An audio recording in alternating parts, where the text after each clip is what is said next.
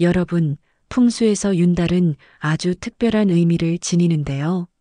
달력이 우리 삶의 질서를 정리해 주듯 윤달은 평소와 다른 틈이 열리는 시간입니다.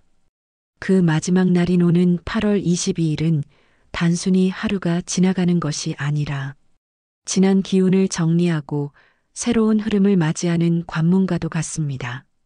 특히 금전운, 재물운을 중요시하는 분들에게는 그냥 넘어갈 수 없는 시기입니다. 예로부터 부잣집에서는 이날 음식을 더욱 신중히 고르고 생활 습관 하나하나에도 주의를 기울였습니다. 잘못된 선택 하나가 기운을 꺾을 수 있고 작은 실천 하나가 복을 불러올 수 있다고 믿었기 때문이지요. 윤달 마지막 날은 마치 강물이 한 고비를 넘어가는 것과 같습니다. 흐름이 막히면 물길이 말라버리지만 방향을 잘 잡아주면 더 큰 강으로 이어집니다. 재물 또한 그렇습니다. 이날은 그 흐름을 다스리고 복을 붙잡아두는 지혜가 필요하지요.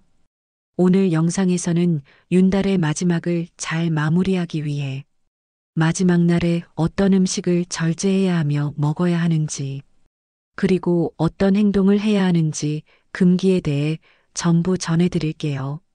듣기 전 구독과 좋아요, 알림 설정은 큰 힘이 됩니다. 오는 8월 22일은 윤달의 마지막 날에 해당하는데요. 이날은 새로운 기운을 맞이하기 위해 오래된 애군을 정리하는 시기이기에 입에 넣는 음식조차 재물운의 흐름과 직결된다고 여겨왔습니다. 조상님들은 우연히가 아니라 철저히 상징과 기운을 따져 음식을 가려 드셨습니다. 부유한 집안일수록 이 금기를 더 엄격히 지켰다는 기록이 곳곳에 남아있지요. 이는 풍수가 단순히 미신이 아니라 생활 속 지혜였음을 잘 보여주는 사례라 할 수 있습니다. 가장 먼저 지나치게 매운 음식들이 있는데요. 고추가 많이 들어가 있거나 과도하게 매운 찌개처럼 불같은 기운이 강한 음식은 이날 반드시 피해야 합니다.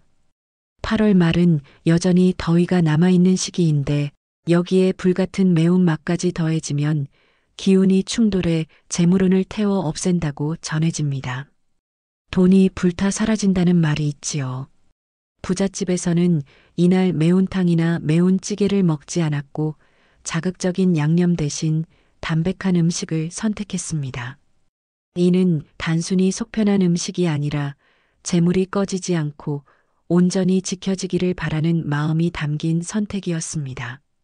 쓴박이나 의도적으로 쓴맛을 강조한 음식도 조심해야 합니다.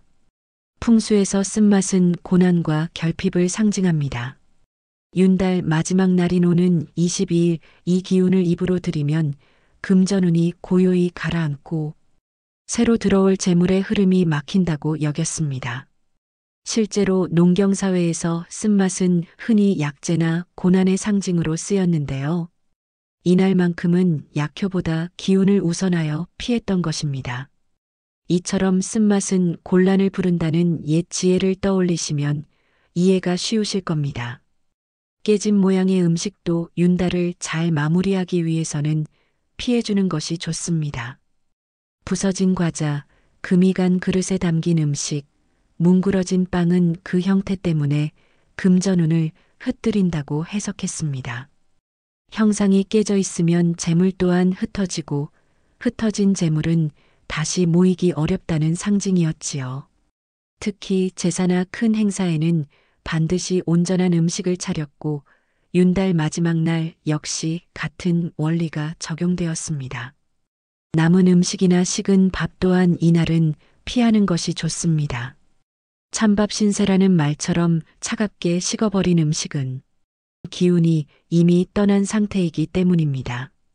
먹물 요리나 검은 기운이 짙은 음식은 이날만큼은 피하는 편이 좋습니다. 검정색은 전통적으로 애군과 어둠을 상징했습니다. 윤달의 마지막은 밝은 기운을 불러야 할 시기인데 검은 음식은 이와 반대되는 흐름을 일으켜 금전운을 막는다고 했지요. 물론 평소에는 건강식으로 먹을 수 있지만 이날 하루만큼은 상징을 존중하여 피하는 것이 현명한 선택이라 할 수 있습니다. 선지국이나 날고기처럼 피가 그대로 드러나는 음식도 금기입니다. 피는 생명력과 연결되지만 동시에 재앙, 애군과도 깊은 관련이 있습니다. 윤달 마지막 날은 새로운 운을 열어야 하는 날인데 피의 기운이 그 길을 막는다고 여겼습니다. 예로부터 큰 제사에도 생고기를 올리지 않고 반드시 조리하여 피 기운을 걷어냈습니다. 이날 날 것의 음식은 단순한 기호 문제가 아니라 기운 자체를 가리기 때문에 더 조심해야 하는 것이지요.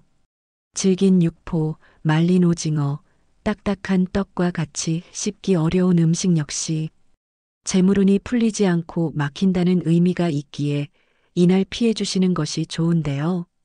풍수에서는 음식의 성질을 삶의 흐름에 빗대어 해석하는데 질기고 뻣뻣하면 그만큼 재물이 막혀 흐르지 못한다고 보는 것입니다. 재물은 부드럽게 흘러야 하고 쉽게 모여야 합니다. 그래서 이날은 되도록 부드럽고 편안하게 삼킬 수 있는 음식을 고르는 것이 지혜라 여겨졌습니다.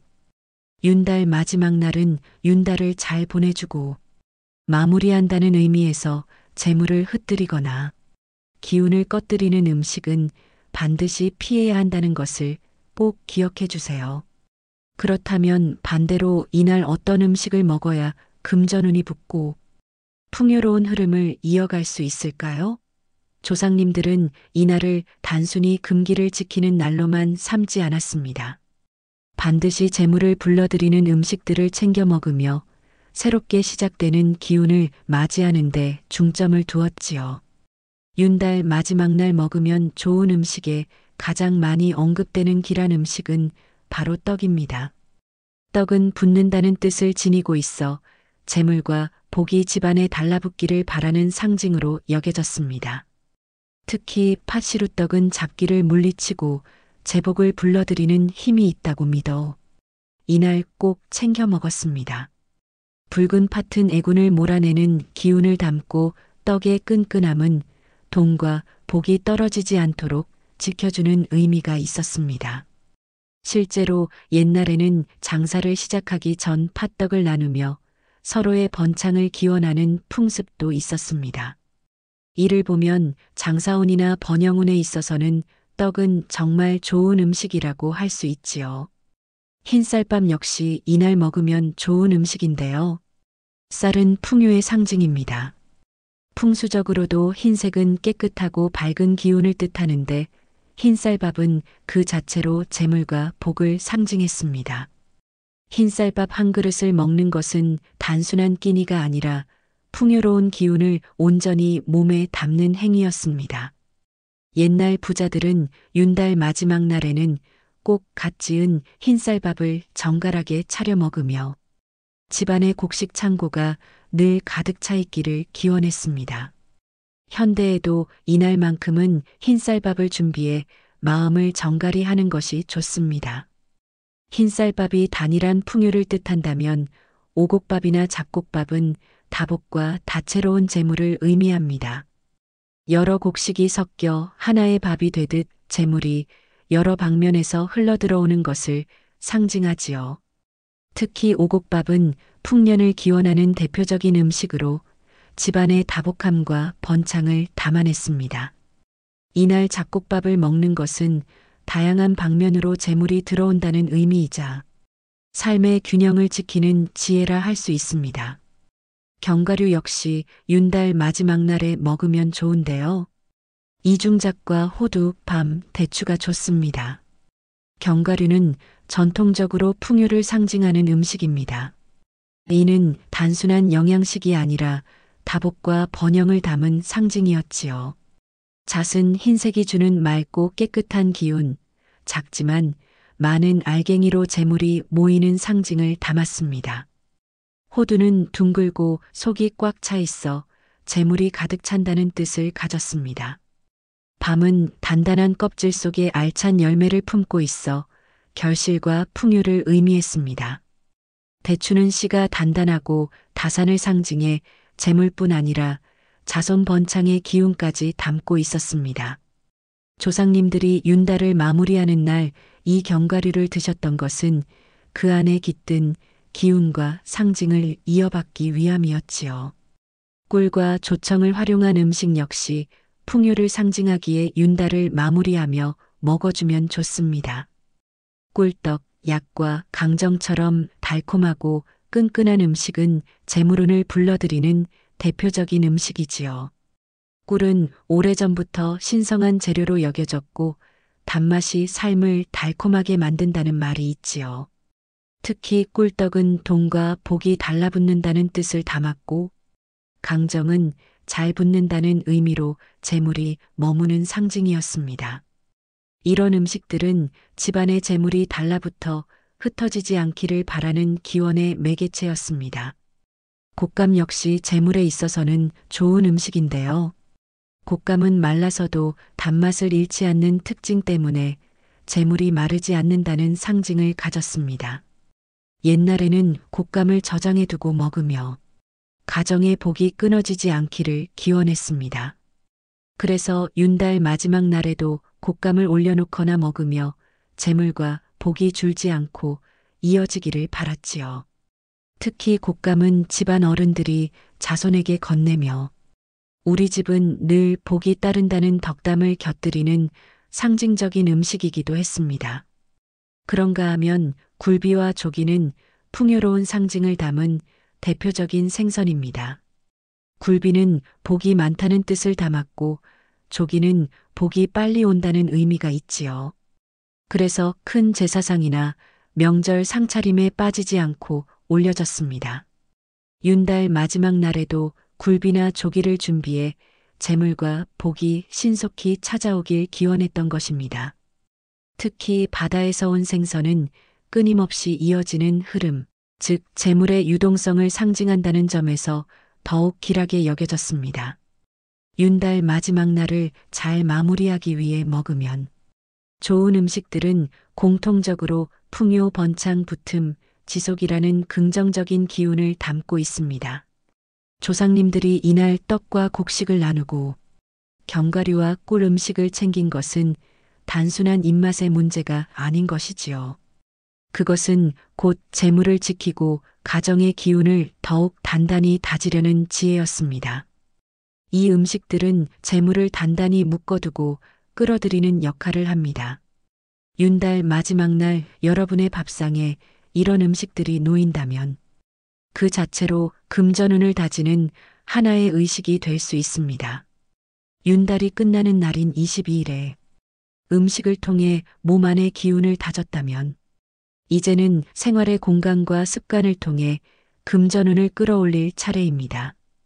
윤달 마지막 날은 기운이 전환되는 순간이므로 작은 실천 하나에도 풍수적 의미가 크게 담기지요.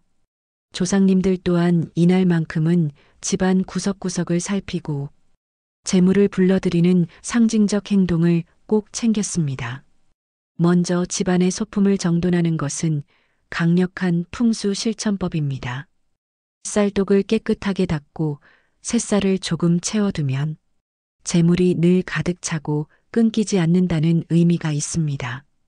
또 소금은 오래전부터 정화와 보호의 기운을 담고 있어 소금 단지를 현관 근처에 두면 잡기를 막고 재물운을 부른다고 했습니다. 이때 소금은 습하지 않고 깨끗한 것을 쓰는 것이 가장 좋습니다.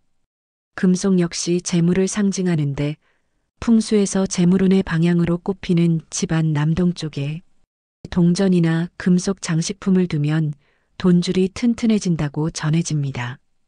이는 단순한 장식이 아니라 공간의 기운을 바꾸는 행위로 여겨졌지요. 윤달 마지막 날은 집안 청소가 무엇보다 중요합니다. 특히 현관은 재물이 들어오는 입구로 여겨져 신발을 단정히 정리하고 먼지를 깨끗이 털어내야 금전운이 흘러들어오는데요. 이날을 맞아 현관을 잘 정리하는 것 또한 재물운을 지키는 지혜입니다. 또한 오래된 물건이나 고장난 물건은 막힌 기운을 상징하기 때문에 과감히 정리하는 것이 좋습니다. 부잣집일수록 이런 정리를 철저히 했다는 기록이 있지요. 낡은 기운을 털어내고 새로운 길을 내주는 것이 바로 재물운 활성화의 기본이기 때문입니다. 몸을 씻는 일 또한 기운을 다스리는 중요한 행위입니다. 이날은 평소보다 조금 특별하게 소금이나 쑥을 띄운 물로 목욕을 하거나 손발을 씻는 것이 좋습니다. 이는 단순한 청결이 아니라 몸에 붙은 애군과 잡기운을 씻어내는 의식으로 여겨졌습니다. 깨끗하게 씻은 몸과 마음은 맑은 그릇이 되어 좋은 재물의 기운을 받아들일 수 있습니다. 실제로 예전에는 집안 어른들이 아이들에게도 이날만큼은 목욕 재개를 시켰습니다. 이날 가장 중요한 것 중 하나는 마음가짐과 습관입니다. 재물은 순환해야 더 크게 들어온다고 하지요. 그래서 윤달 마지막 날에는 작은 금액이라도 기부하거나 나누는 것이 길하다고 여겼습니다. 이는 단순히 돈을 내보내는 것이 아니라 순환을 통해 더 큰 복이 들어오게 하는 지혜였습니다. 또한 감사의 마음을 갖고 긍정적인 언어를 쓰는 것도 풍수에서 매우 중요합니다. 풍요롭다, 복이 들어온다는 말은 기운을 불러들이는 씨앗이 됩니다. 말은 파동이 되어 현실을 바꾼다고 했지요. 그런가 하면 윤달 끝나는 날 22일에 절대 피해야 하는 행동도 있는데요. 잘못된 행동 하나가 그동안 다져온 기운을 무너뜨릴 수도 있기에 이날만큼은 절대로 피해야 할 행동을 아는 것이 정말 중요하지요. 먼저 이날은 밤늦게 빨래하거나 물을 많이 쓰는 것을 피해주는 것이 좋은데요. 예로부터 물은 곧 재물의 기운을 뜻했습니다.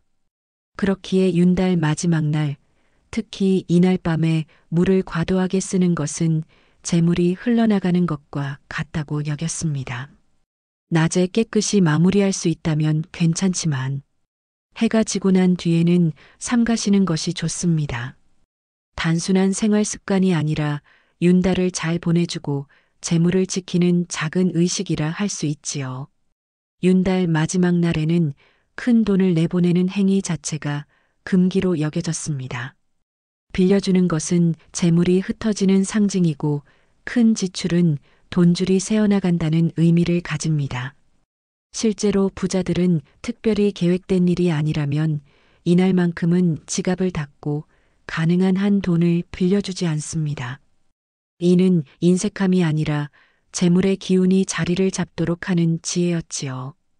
오늘날에도 큰 계약이나 무분별한 지출은 이날을 피하는 것이 좋습니다. 풍수에서 음식은 곧 재물과 연결됩니다. 그렇기에 마지막 날에 음식을 남기는 것은 재물이 남지 않고 흩어진다는 불길한 상징이 됩니다. 그래서 이날만큼은 밥그릇을 깨끗이 비우고 먹을 만큼만 덜어 먹는 것이 중요합니다. 단순한 절약 차원을 넘어 기운을 온전히 받아들이는 행위인 것이지요. 옛날 우리 조상님들은 이날 밤 외출을 금기하였는데요.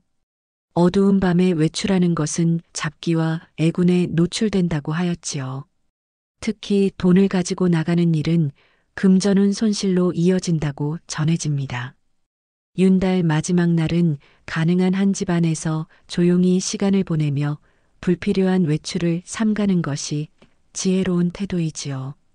마찬가지로 이날 큰 소리로 싸우거나 언성을 높이는 것은 기운을 흩어버리는 행위로 여겨졌습니다. 풍수에서는 집안의 소리가 곧 집안의 기운이라고 해석하기 때문에 다툼이나 고성은 곧 불운의 씨앗이 됩니다. 이날은 기운을 갈무리하는 시간이므로 평화롭고 조용한 분위기를 유지하는 것이 가장 중요합니다.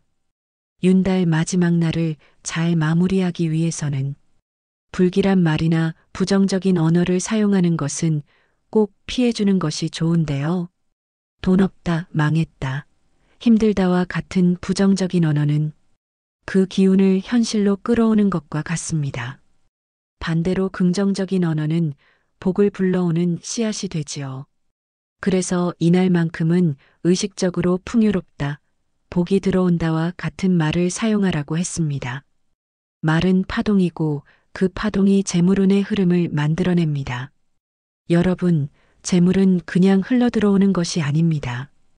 기운을 읽고 때를 알고 올바른 선택을 해야만 비로소 내 손안에 머물게 됩니다. 부자가 되는 길은 단순히 돈을 많이 버는데 있지 않습니다. 들어오는 돈을 지키고 흩어지지 않게 하고 더 크게 불려내는 지혜가 필요합니다. 그 지혜의 뿌리가 바로 풍수와 전통 속에 숨어 있습니다. 윤달 마지막 날은 한 해 중에서도 특별히 금전운을 다잡을 수 있는 귀한 시간입니다. 작은 행동 하나, 음식 하나가 눈에 보이지 않는 기운을 바꾸어 주지요. 그렇기에 이날을 소홀히 지나가는 사람과 깊이 의식을 갖고 실천하는 사람의 삶은 시간이 흐를수록 크게 달라질 수밖에 없습니다. 부자들이 윤달 마지막 날을 각별히 중시했던 이유가 여기에 있는 것이지요. 여러분도 이제부터는 기운의 흐름을 놓치지 마시고 스스로에게 부와 풍요를 허락하시길 바랍니다. 혹시 오늘 내용이 도움이 되셨다면 소중한 분들께 전달해 주세요. 여러분의 작은 성원이 큰 기운으로 돌아와 더 큰 재물운과 대운으로 이어질 것입니다. 지금까지 인생길잡이였습니다. 구독과 좋아요, 알림 설정은 큰 힘이 됩니다. 감사합니다. 행복하세요.